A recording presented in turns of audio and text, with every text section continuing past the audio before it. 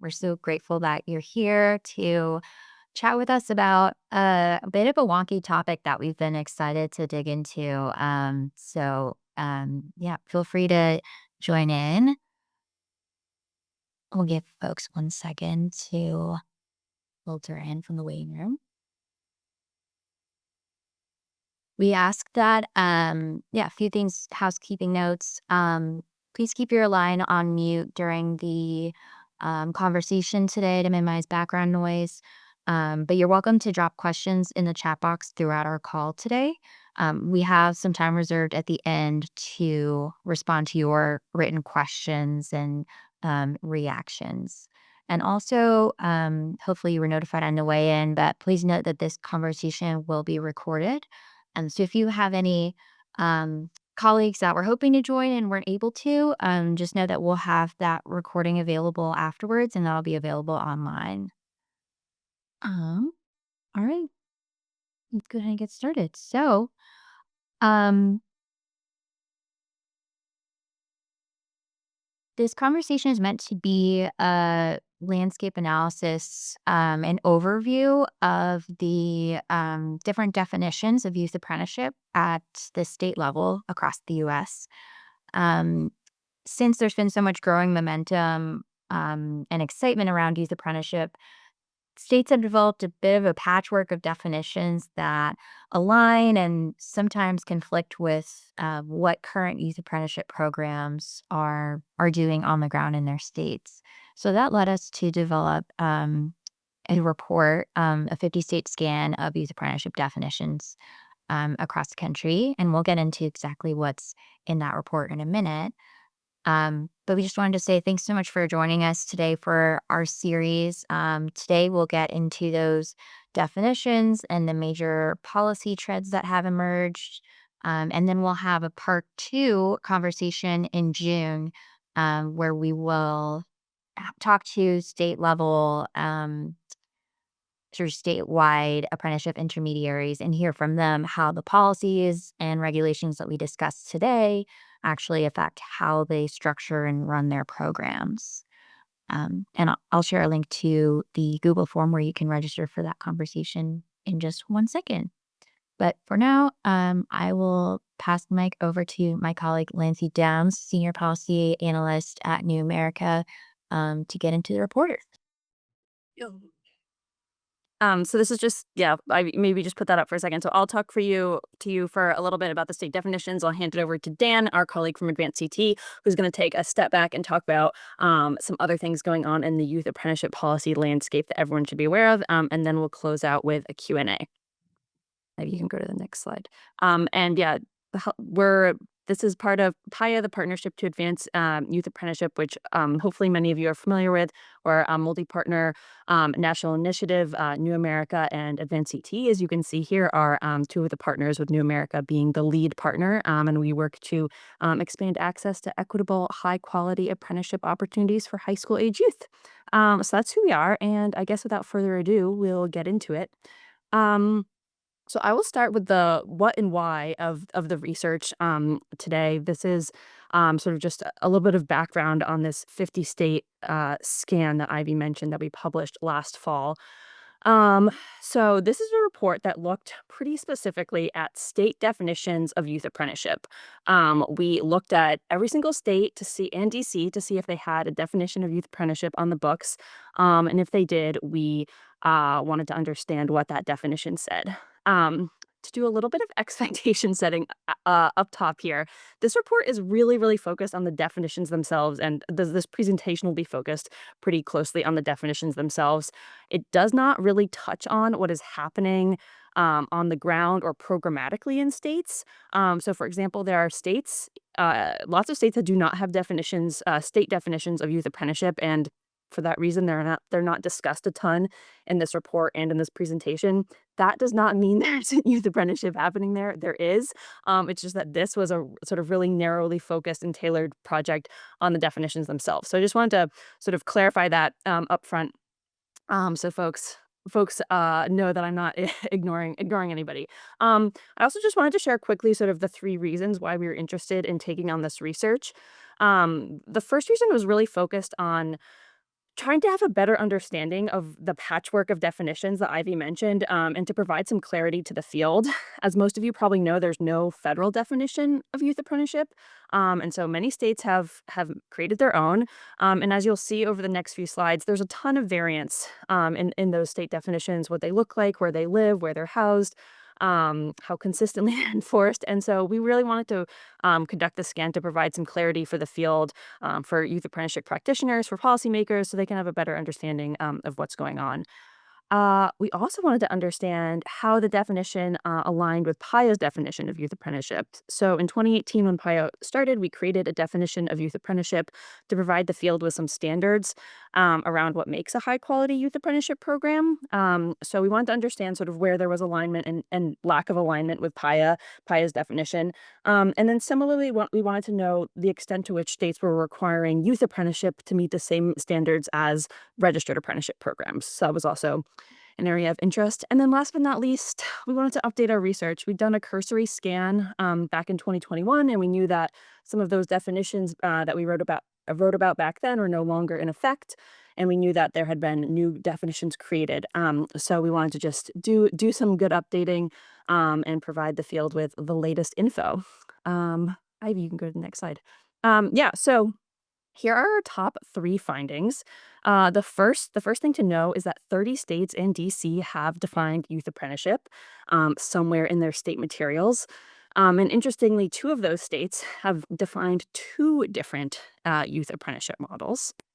The second thing we found was that most states with definitions, most of the definitions out there, about 2/3 of them, require the youth model to meet the same standards as youth apprenticeship. So that's my YA equals RA, the math equation I've come up with.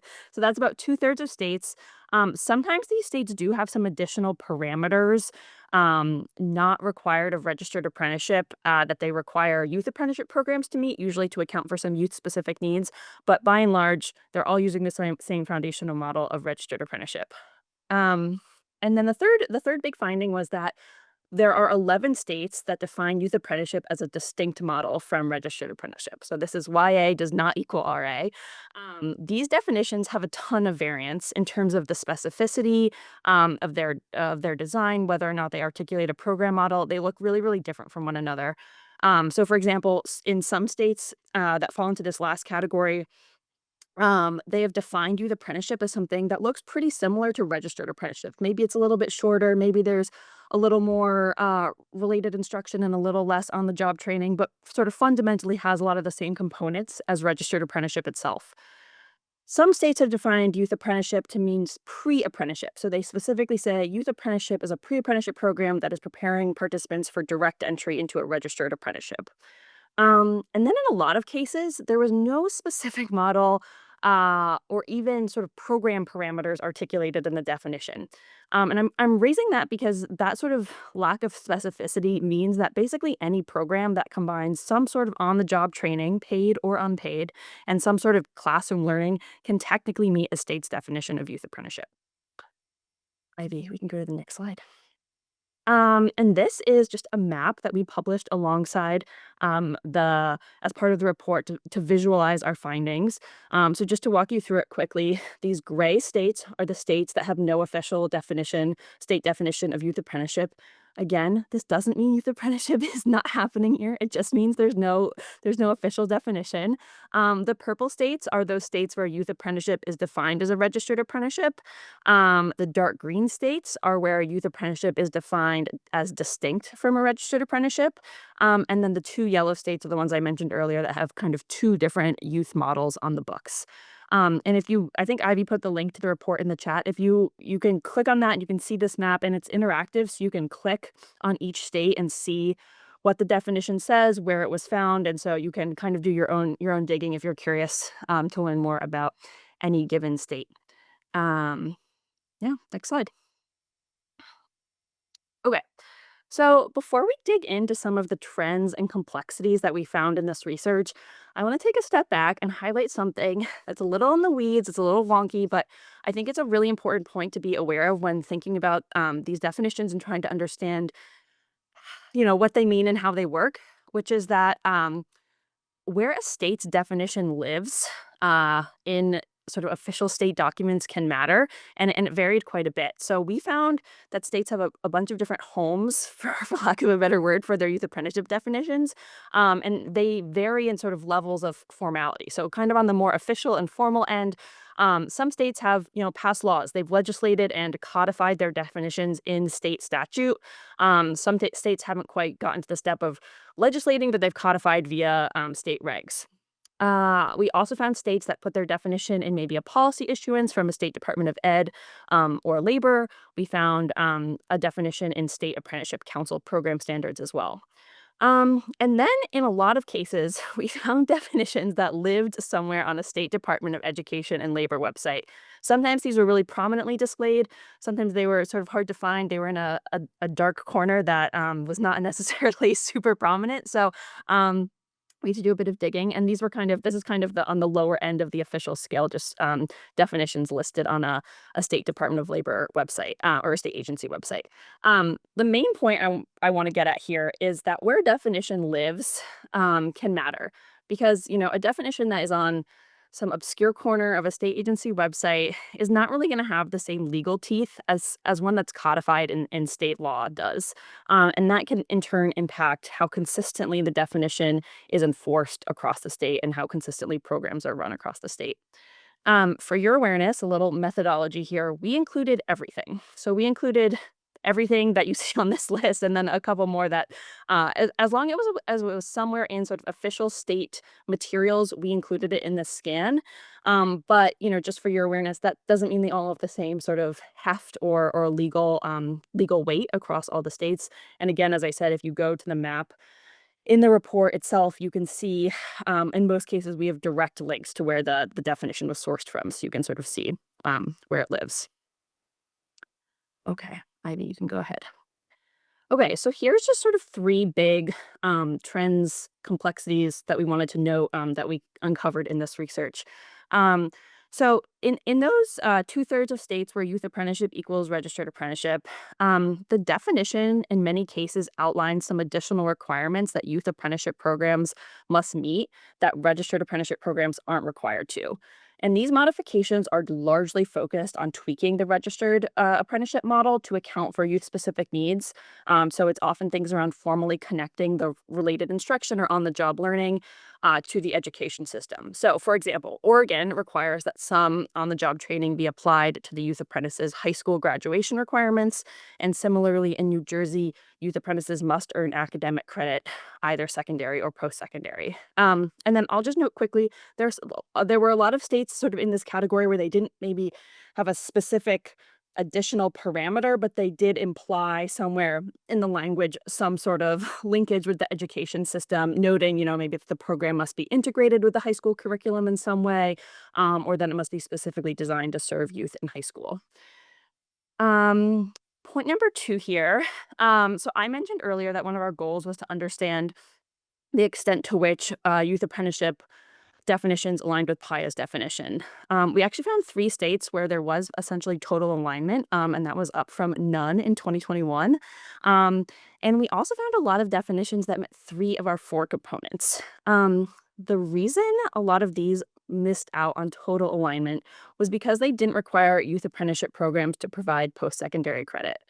Um, most most of the ones in this category include those YA equals RA, where youth apprenticeship is registered apprenticeship. A lot of them encouraged post-secondary credit, but didn't quite take the step of requiring it.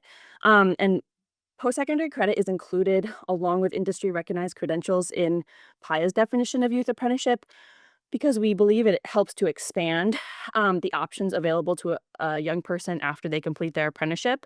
That it helps serve essentially as an options multiplier. That said, we were really not too surprised by this finding. One of the major challenges we've heard from our PIA grantees and our PIA network members is that it's really hard to build a program that spans high school and college.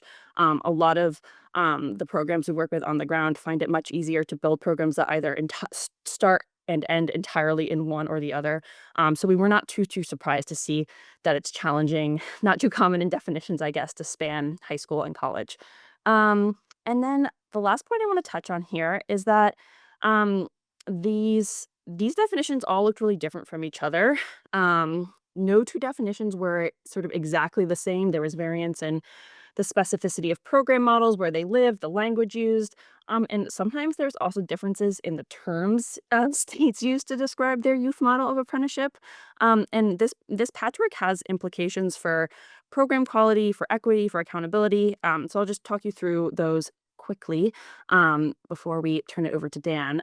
So for example, there were some definitions out there that were so vague that they create a ton of room for very weak programs to emerge. They have room for strong programs to emerge, but because they don't have sort of specific guardrails or parameters, there's room for weaker programs to emerge. So to give you a sense of things we found in this category, we found several definitions that did not require apprentices to be paid.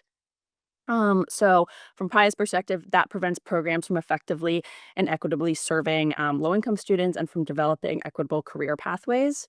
As I mentioned earlier, there are definitions that don't necessarily articulate any formal linkages with the education system. And again, that can sort of limit rather than expand a young person's post-secondary options.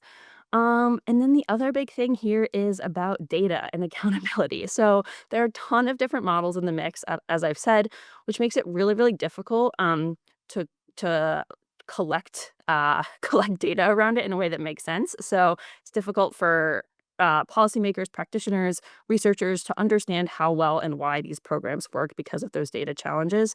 And then, obviously, without strong data, that can make it hard to convince policymakers that we need more state and federal support and money for youth apprenticeship. Um, and so those are the three big points. Yep. And last but not least, some quick considerations for you. Just going to close here with some thoughts on what states might be considering as they're thinking about crafting their own definitions or updating existing ones. So the first point here is really just around making sure you have a clear and specific program model that includes quality criteria. That is what is going to support strong and effective programs. We saw a lot of definitions that were so vague, to the point that basically any program that included something on the job, even if it was unpaid and some classroom learning, could count as a youth apprenticeship. So just including those parameters is a really, really important thing to consider and include in a definition.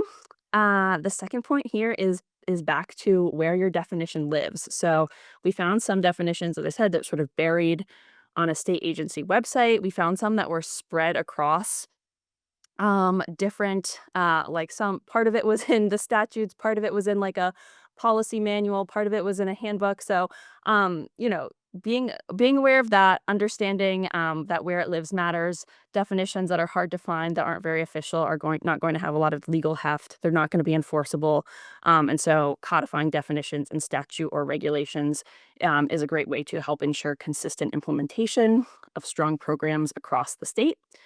And then the third point is sort of building on this a little bit. As I mentioned, we had states that where their definition lived in kind of multiple places at once. So, for example, we there are a couple states we encountered where maybe there was sort of a basic definition in the education part of state statutes, but then there was a whole list of additional requirements somewhere in the labor regs. This makes it super confusing for program leaders on the ground to understand what standards must be met for their program to officially count as a youth apprenticeship. So making sure you have a definition that is consistent across different labor codes and regs and whatever you've got, and also maybe that just lives in one place rather than five places, can help reduce confusion for practitioners as they try to build out programs across these systems. Cool.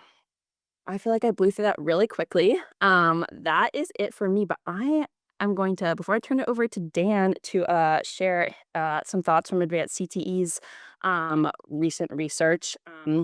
Dan, I want to get your reaction quickly to all of that that I just shared. I know Advance CTE has done a lot of research on definitions, but also on other youth apprenticeship policy areas. So I'm curious if you have any thoughts on how states can define youth apprenticeship in a way that ultimately supports linkages with state CTE systems.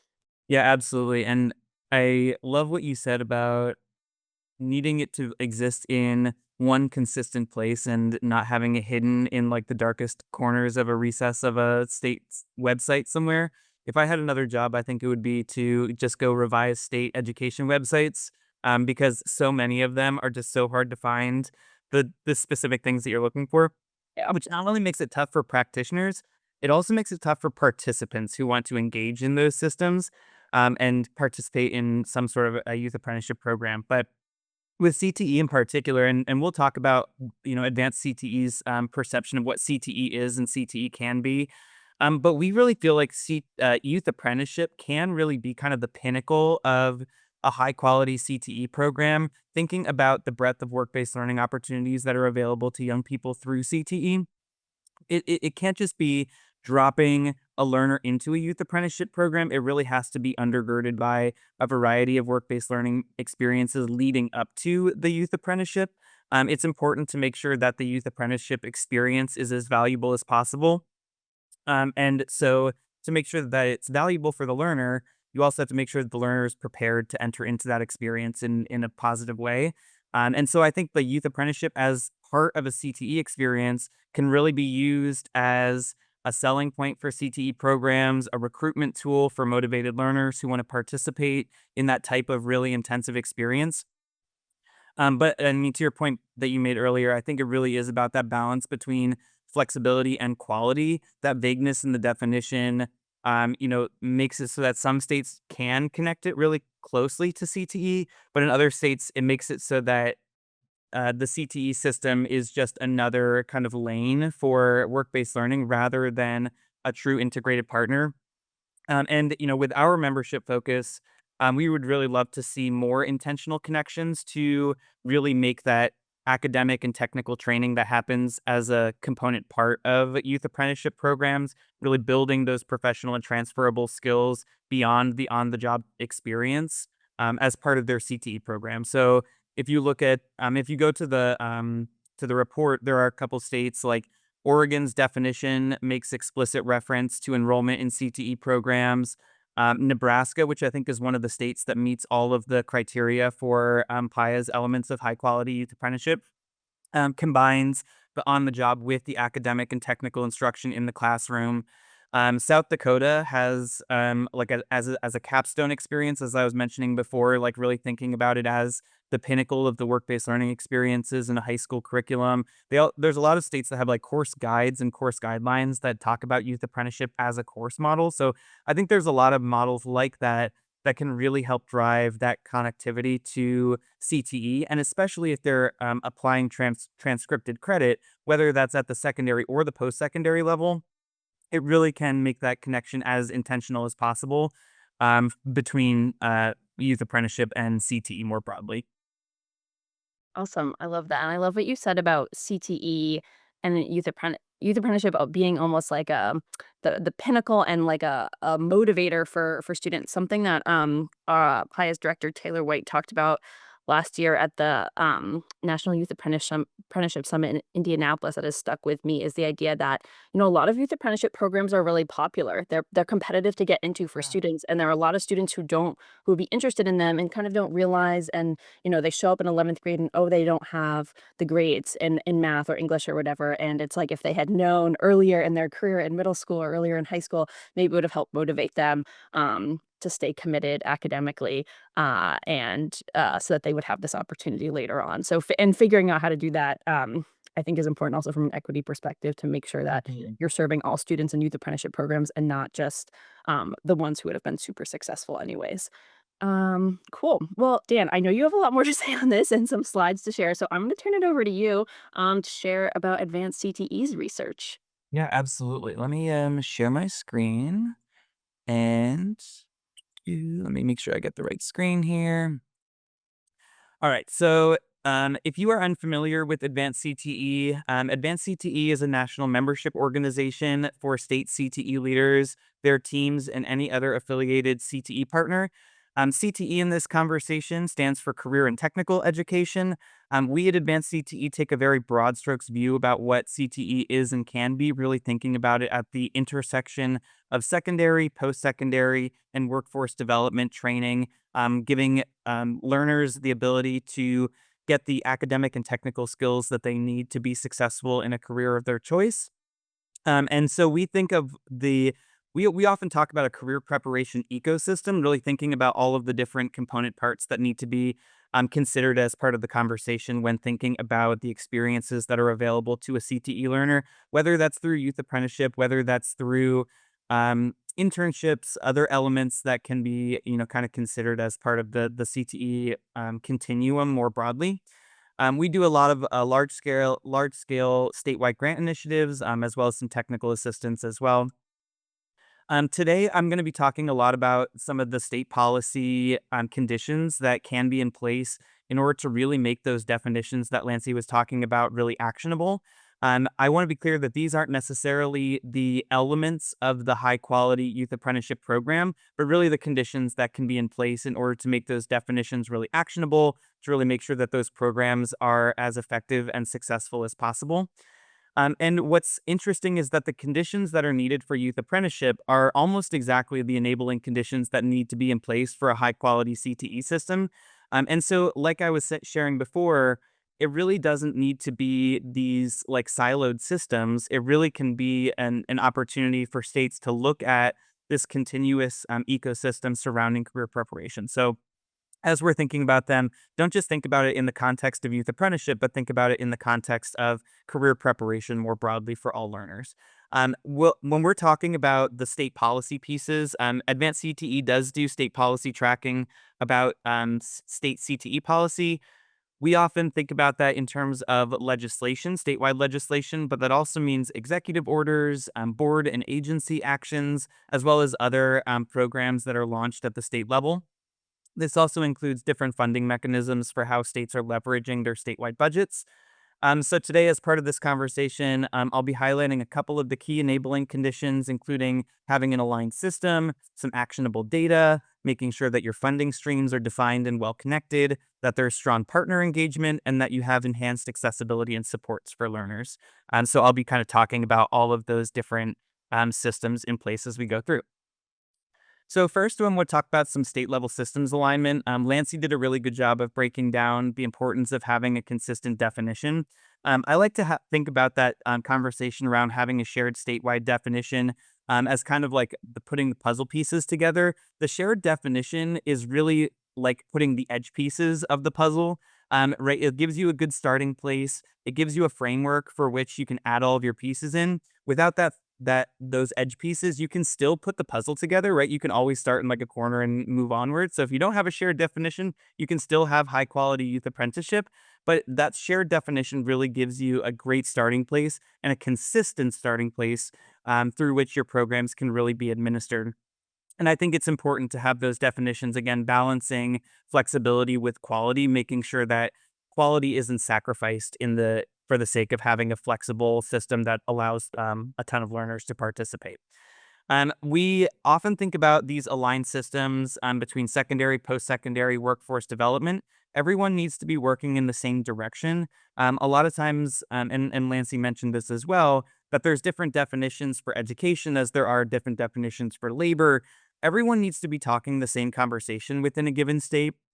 And so one example that I think is a strong one is Maryland's blueprint, or the Maryland's blueprint for Maryland's future. It was enacted in 2021, and they have a very strong statewide goal that by 2030, the 2030 school year, 45% of their public graduates will have completed what they call a high school level of registered apprenticeship. So in this context, a youth apprenticeship, or another industry recognized credential that can be obtained through another type of CTE program.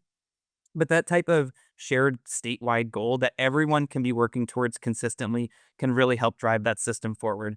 I think the other piece of this, and Lancy mentioned this as well, is that there needs to be this singular point of accountability. I think we've all worked on different committees or on a project at work where there's a, kind of a diffuse leadership structure. And what happens in that system? You have a really great idea. You say, okay, break. And then the idea never comes to fruition because there's no real accountability about who's taking ownership for those particular actions. So I think in a lot of states where there is an office of apprenticeship, that office of apprenticeship can be leading and spearheading youth apprenticeship initiatives. Iowa, for example, just created an office of apprenticeship just last year. They developed an apprenticeship council this year who are really with representation from CTE, education, post-secondary, who can really speak to the elements of a high quality apprenticeship for all learners, and that includes the youth apprenticeship pieces that are really valuable.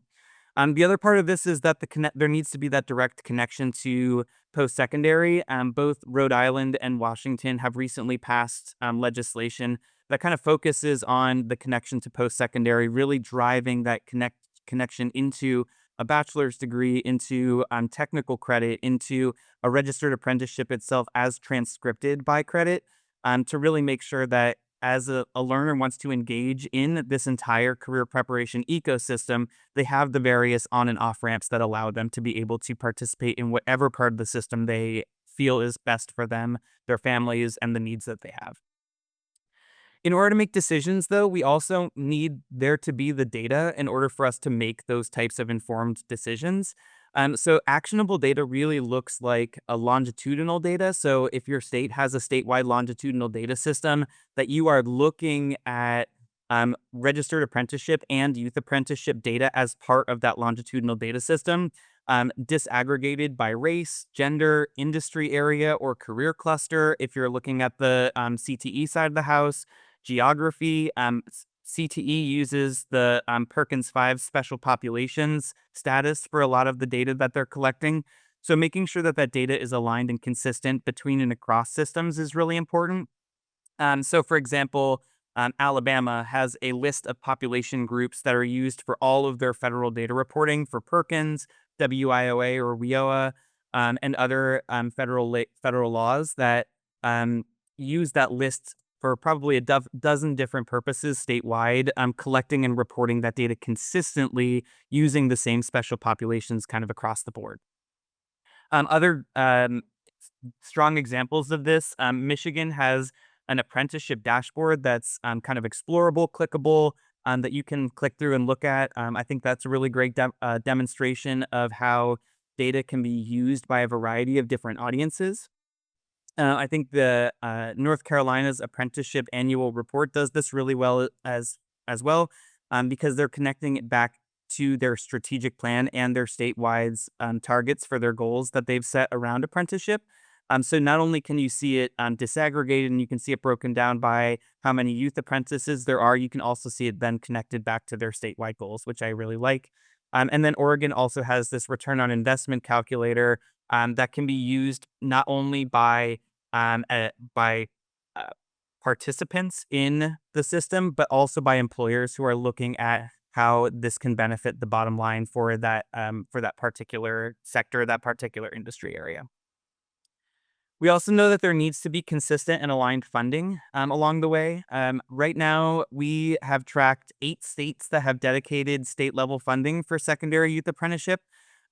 That's not sufficient in order for states to have a consistent and growing youth apprenticeship program kind of statewide. So we really advocate for that dedicated state level funding. But that also means integrating the use of federal funding models, explicit state level funding opportunities, making sure that within that state level funding that you do have for other career preparation systems, that you're aligning the allowable uses to be used for youth apprenticeship, and then the opportunity to braid in or incorporate local or philanthropic dollars along the way. So there are a couple of examples that I wanted to highlight here. So recently, Indiana passed a career scholarship account for all of their learners, kind of statewide. And those career scholarship account dollars can be used to subsidize the materials, the tuition, the tools that are needed for a youth apprenticeship. So I love that it's called out as one of the allowable uses for those career scholarship dollars. And then Colorado similarly has a career development incentive program, which doesn't necessarily go directly to the learner, but instead provides financial incentives for secondary districts. But the tier 1, the highest tier that they have for funding, explicitly mentions pre-apprenticeships and apprenticeships as allowable funding. So a really strong example. And actually, Paya wrote a really great article about Colorado and their expansion of their youth apprenticeship programs, even though they don't have a definition, a statewide definition of youth apprenticeship. So to Lancy's point earlier, just because you don't have a just because you don't have a definition doesn't mean that you don't have strong youth apprenticeship. And I'm sure we can dive into that a little bit more during the Q&A in a little bit. We also recommend and expect kind of strong partner engagement and support. Not only does this mean strong partner engagement with employers, but this also means with the other parts of the system. I mentioned systems alignment, but I do think that there needs to be, beyond alignment, really strong partnership between the two, so that you're not just talking about the incorporation of youth apprenticeship into CTE, you're also talking about how CTE can really lead towards youth apprenticeship as a career preparation model for learners to really make sure that they can access the highest quality work-based learning within a given state. And so, as long as those systems are talking to each other, they're playing the same ball game, they're using the same definitions, and learners know how those programs interact with each other, and practitioners know how those systems interact with each other, then they can really have a comprehensive conversation about how those different systems can work in concert with one another. So we're really thinking about that authentic and expansive employer engagement, incentives for partnership, and then also making sure that that engagement is intentional and sustained kind of long term. I mentioned Colorado before. Last year, Colorado passed a Senate bill. I think it was Senate Bill 104. It required the Office of the Future of Work to proactively foster collaboration opportunities between registered apprenticeship, the community college system, CTE programs, higher education, so four-year institutions, and other kind of training providers. So your career one stops and other type of programs like that, with the goal to specifically align systems and expand those aligned pathways that lead to registered apprenticeship opportunities for learners kind of across the state. So that type of intentional partnership, as legislated by the state, is really valuable to make sure that those conversations can continue to happen, and that that partnership doesn't kind of fall apart if there's transition at the local level, at the state level. As we know that those types of staffing transitions can really halt a lot of momentum, but if it's legislated, if there is policy in place that encourages that type of collaboration, then you can kind of move past a lot of those transition challenges that often happen at the state level. Another example of this is Utah. They recently passed some legislation that required a government study to review for some of those collaboration opportunities. Some other examples of how states are looking at partnership specifically for employers. A lot of states will utilize some sort of incentive to make sure that employers are participating in apprenticeship opportunities. So whether that's providing employers with tax credit for apprentice wages, like in Connecticut, they have the subsidized training and employment program that helps Connecticut employers pay for the wages to make sure that those apprentices are getting compensated for their work. Others will help with the startup costs. So New Jersey has tax credits specifically for the startup of new apprenticeship programs. And then other states like Georgia do some reimbursement specifically for liability insurance. For a lot of employers, that is a big sticking point for youth apprentices. So they say we can't have anyone who is under the age of 18 in our workplace because we don't have the liability insurance to make sure that if something happens to that learner, they can't, we can cover them and make sure that they're squared away. But states like Georgia, Ohio has some other flexibility around employer insurance for work-based learning students. That type of flexibility does allow for learners to still participate and still be covered by insurance. Um, I think so. These types of tax credits, these types of incentives are really valuable for employers.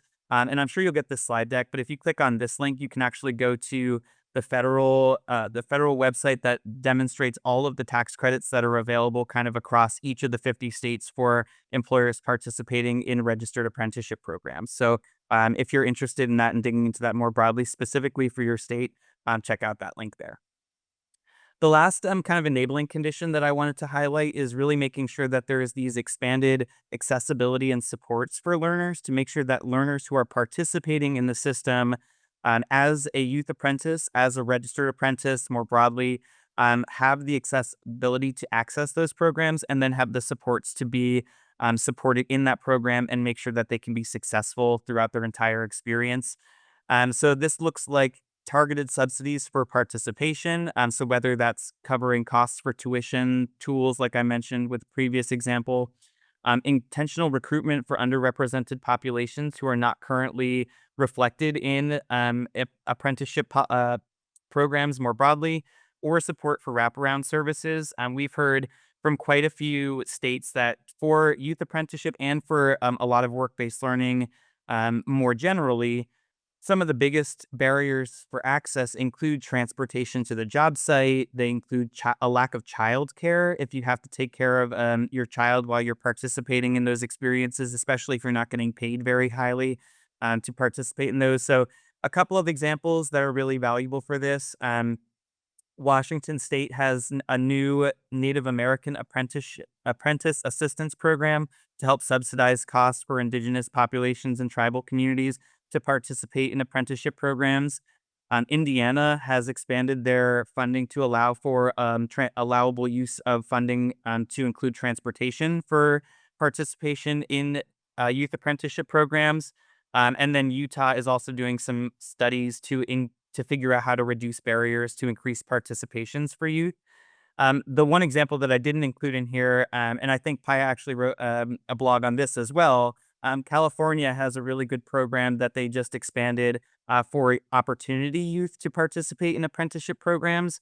So that's students who are disengaged with the education system, who either want to get back involved with the education system or want to have some additional training.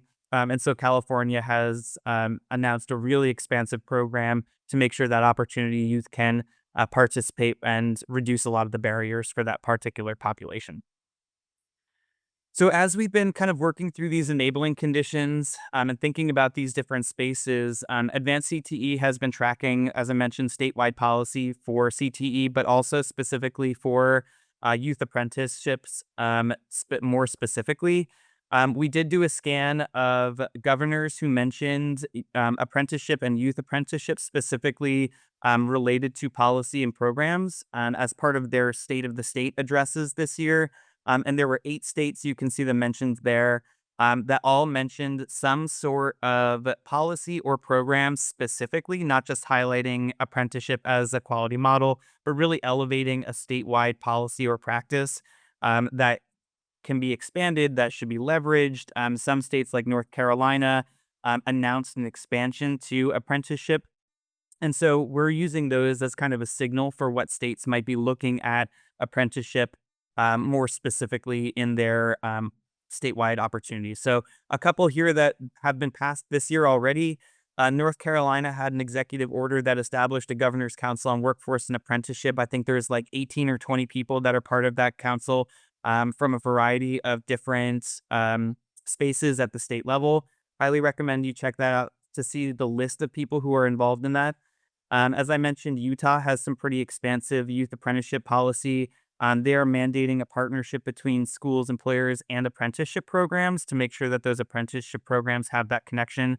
And then Arkansas passed a Senate bill that created a state apprenticeship agency. So some states are still continuing to do some of that foundational work, really making sure that those definitions are in place, that the structures are in place.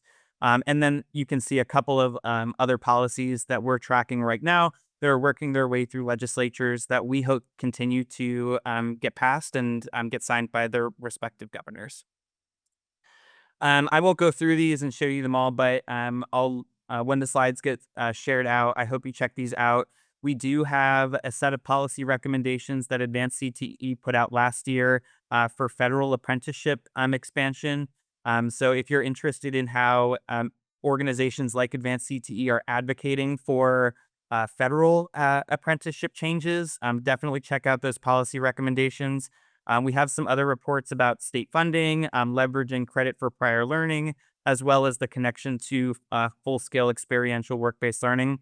And then I also included the link to our state CTE policy tracker that goes all the way back to 2013. So if you can see the different trends, look at some policy examples for your state or on a content-specific basis. So with that, I will come back and then we can stop our screen share and start a Q&A. How does that sound, Lindsay?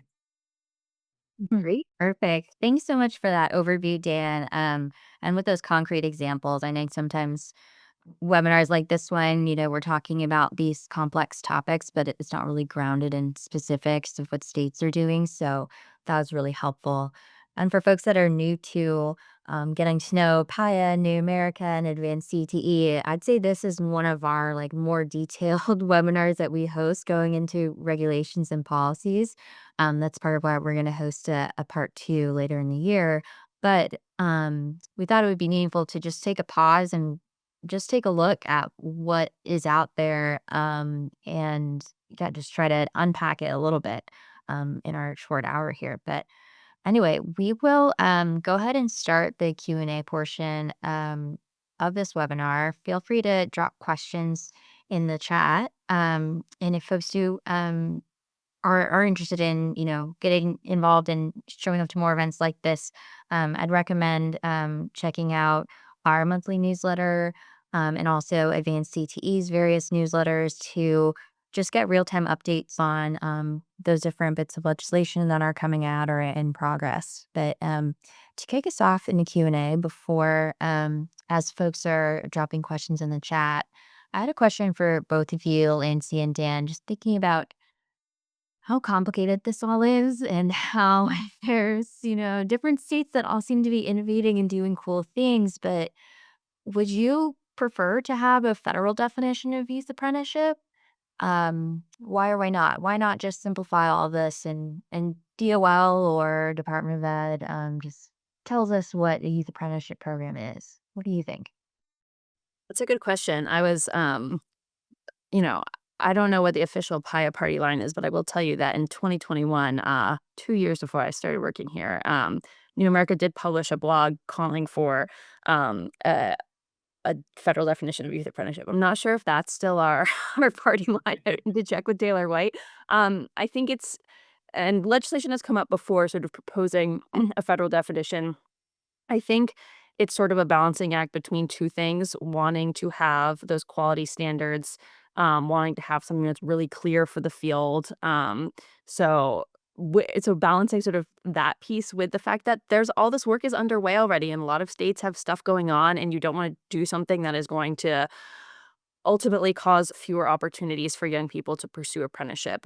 So I don't know if I'm ready to make an assertion, but I think there is value in having something that is clear for everybody. But I also think doing it in a way that is supportive and of what's the work already underway in states is probably going to be the best bet moving forward.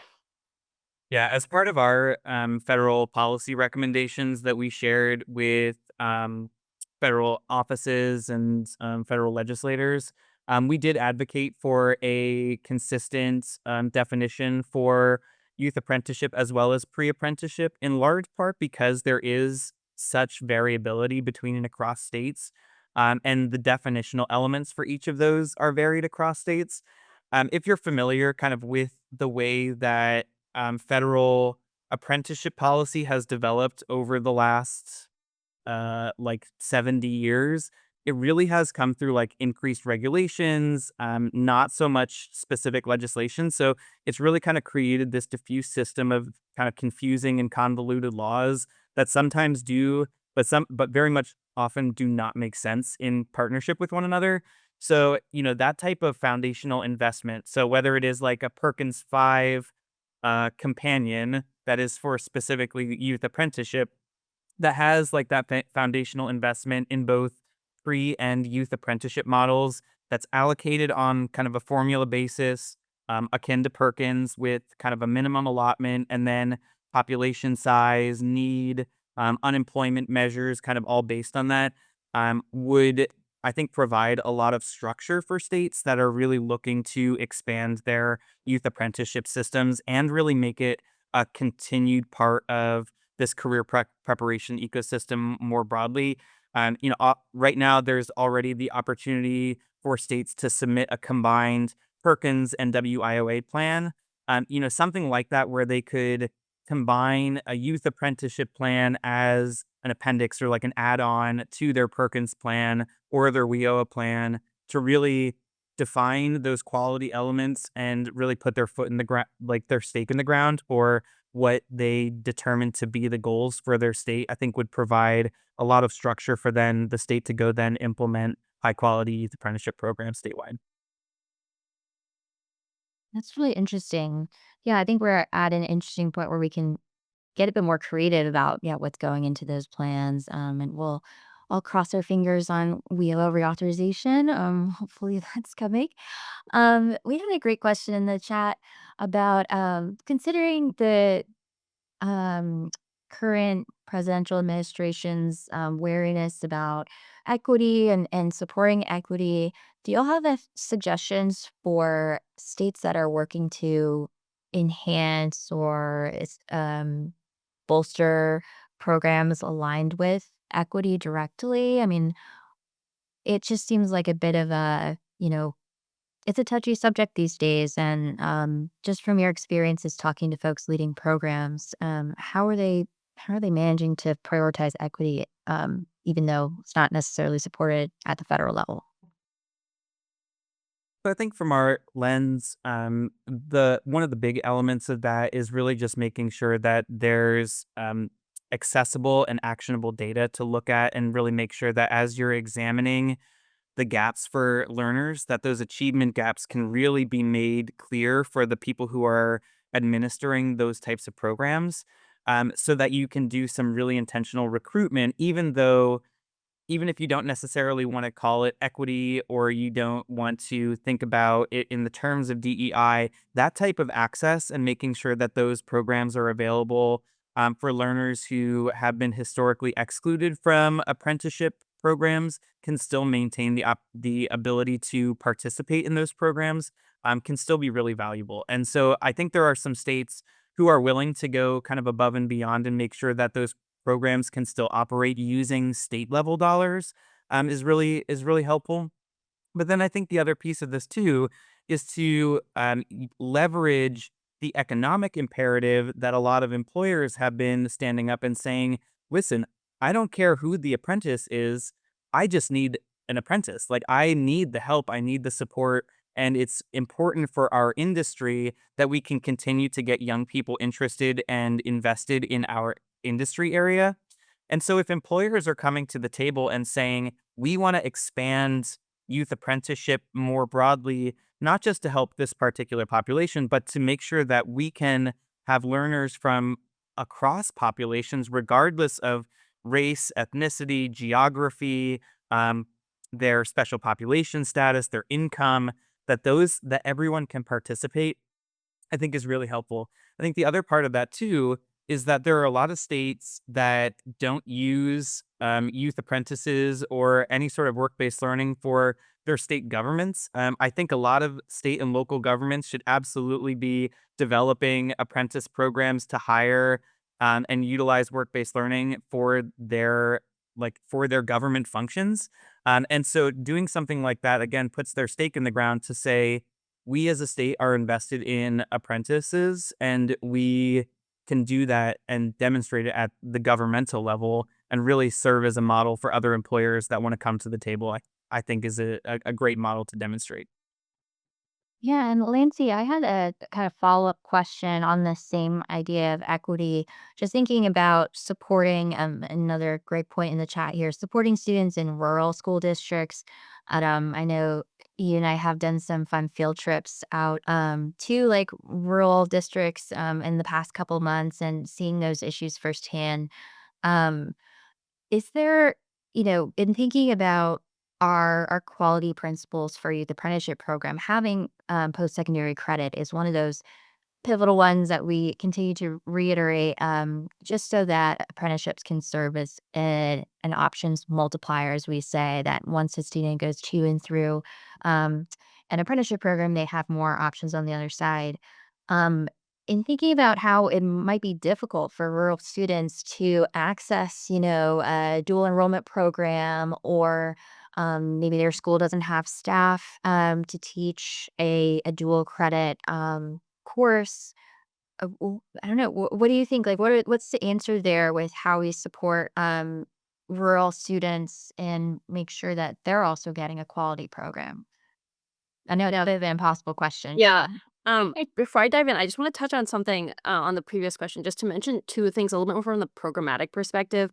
Um, there are things you can do that support equity that where you don't have to say the word equity, right? So, like for example, if you build a program that has really strong case management and career advisors and academic advisors, like that is a super crucial thing to making sure students who might not, who need extra support succeed in the program. Same thing around if you can get state dollars or some other funds to fund like transportation to and from work sites. Like that is a really critical equity piece. It can be helpful in rural areas too if students don't have cars, can fund that transportation.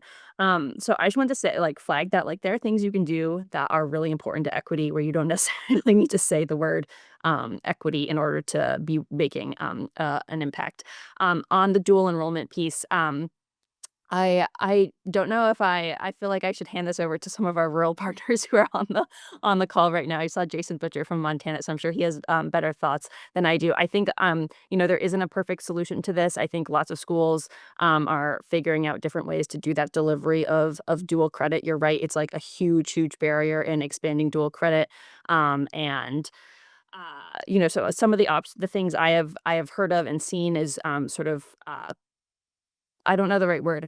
Coalition is what's coming to mind, but that's not exactly the right word. Where like sort of multiple schools come together to maybe like one instructor's serving multiple schools to teach a particular dual enrollment course. Online is also an option. Summer courses, sort of doing things over the summer when students might have more flexibility and don't have to be at their home school all the time. There are different options, none of them are perfect. I think that'd be something maybe a future webinar we could talk about different strategies for that because dual enrollment is super important as benefits for talk about equity, like all different kinds of students and benefit from dual enrollment and breaking down those barriers to access for rural students and then for students in schools that aren't rural but haven't had traditional access to dual enrollment is super important as well. And I'll just add that for some models, it doesn't necessarily have to be dual enrollment or like concurrent enrollment where they're enrolled in both the post-secondary institution and the secondary institution at the same time. There are some models like in the CTE space. So for example, Ohio has like career technical assurance guides or CTAGs that guarantee transcripted post-secondary credit for specific CTE courses. And so I think there's models like that where if someone is participating in a youth apprentice program, they can work with an institution in their state, not necessarily in their backyard or in their specific community, but statewide that has some sort of applicability to the post-secondary credit that can be then transferred regardless of the institution that they go to because it is transcripted by that singular institution. So there are some models that you can look at that might be applicable to other formats, other modalities, like youth apprenticeship more broadly. The other thing is, figuring out ways to get to upskill, current teachers so that they can have a master's degree and become qualified to teach, community college or post-secondary level classes is another option. Not an immediate solution, but, one to consider as well, especially if the teacher shortage is the main barrier. Well, I think we just scratched the surface as we ran out of time. So, um, thank you so much, Lancy and Dan, for joining us today. And I just also wanted to acknowledge our PIA Funder Collaborative that makes this great work possible. Um, so thank you to all the folks listed on screen here. And thank you to all of us for joining us. Yes, Dan just left his contact information in the chat. And the best way to reach Lancy and I, you could send us an email or you can subscribe to our monthly newsletter where we share analysis, invites to different events like this one. And we'll send a reminder for part 2 of the series as well. So, yeah, that's it from us. Thank you so much for joining us. And yeah, thank you, Lancy and Dan. Thanks all. Take care. Yeah, thank you.